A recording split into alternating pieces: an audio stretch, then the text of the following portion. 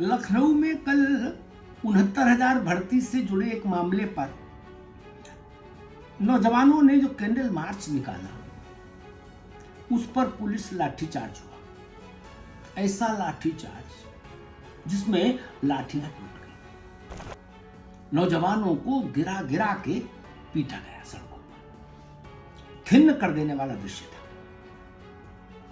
किसी भी लोकतांत्रिक व्यवस्था में अपनी बात कहने का, शांतिपूर्ण प्रदर्शन करने का अधिकार तो है सबके पास, और होना भी चाहिए।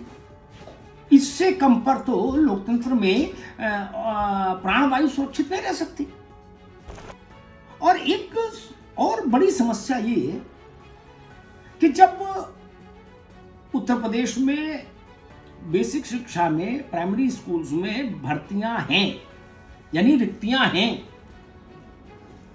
नौजवान भी हैं, योग्य भी हैं,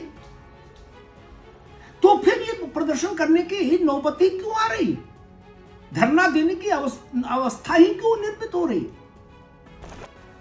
वहां इको गार्डन में ये धरना आज से नहीं चल रहा, इतना लंबा अरसा हो गया।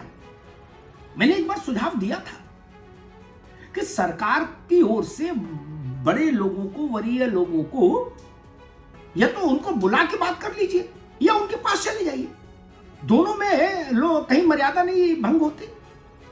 अगर मान लीजिए अपने देश में, अपने समाज में आंदोलन कर रही जनता के पास सत्ता और तंत्र खुद चला जाए, तो इससे तो मुझे लगता है कि लोकतंत्र की शोभा और बढ़ती है। और उत्तर प्रदेश में एक अजब सा माहौल ये बन गया है, धारणा ये बन गई कि जानबूझकर सरकारी भर्तियां और विशेष रूप से शिक्षा से जुड़ी भर्तियों को लटकाया जा रहा है। इसीलिए मैं कहता हूं, कोई भर्ती अटकी है, कोई लटकी है, कोई भटकी है। तो धैर्य क्या जो बांध है ना नौजवानों का, वो भी टूटता है।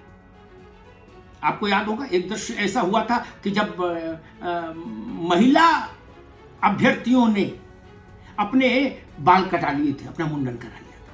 कितना शर्मनाक दृश्य था हम लोगों के लिए। और अभी भी जो इको गार्डन में धरना हो रहा है, उसमें एक महिला, एक बहन है, शिखा पाल, अगर मैं सही नाम याद कर पा रहा हूं, वो महीनों से वहां पानी की टंकी पर धरना दे रही। क्या हम उनको उतारेंगे नहीं? क्या हम ऐसे लोगों की बात नहीं सुनेंगे? क्या हम उनको संतोष और समाधान नहीं दे सकते? सरकार तो पीड़ा में फंसे आम जन को पीड़ा से मुक्ति दिलाने का तंत्र ही है ना सरकार, और तो कोई उसकी भूमिका नहीं इसकी लोकतंत्र में। और पुलिस ये बल प्रयोग अपराधियों पर करे, वहां शोभनीय है, वहां अपेक्षित भी है। लेकिन आप यही इसी तरह का बल प्रयोग, ऐसा बल प्रयोग आप बिकरू में नहीं कर पाए थे। वहां क्या दृश्य बना था? एक अपराधी ने, एक माफिया ने 8 पुलिस वालों को शहीद कर दिया था। और यहां आप हाथों में मोमबत्ती लिए और तख्ती लिए जो लड़के और लड़कियां प्रदर्शन करने जा रहे हैं अपनी बात कहने के लिए, उन पर आप गिरा गिरा के लाठी मार रहे हैं। ये पीड़ा का जो एक चल रहा है, एक पूरी एक सीरीज चल रही है, इसका समापन होना चाहिए।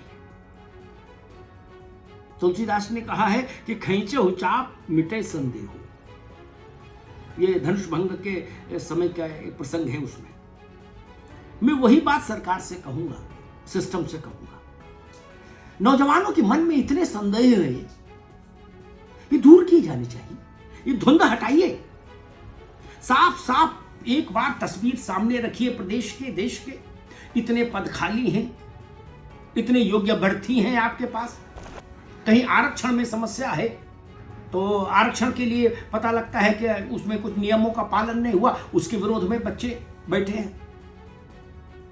एक मैं कहूंगा एक श्वेत पत्र जारी होना चाहिए बेसिक शिक्षा की स्थिति परिस्थिति पर उत्तर प्रदेश में।